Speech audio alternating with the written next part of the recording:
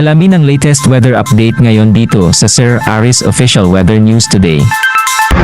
Wala pa rin naman tayong minomonitor na anumang bagyo or low pressure area sa loob at labas ng ating Philippine Area of Responsibility. Pero meron po tayong nagbabalik. Ito po yung Northeast Monsoon or ang hanging amihan na umiiral dito sa may extreme northern Luzon.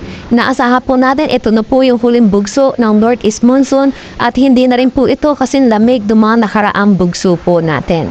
Itong Northeast Monsoon natin ay possible bumaba po ang kanyang epekto hanggang dito sa main northern Luzon. At dahil po dito, possible din po ang maulan na weekend dito po sa may Cagayan Valley pati na rin sa eastern section ng Central Luzon, dulot po ito ng shear line.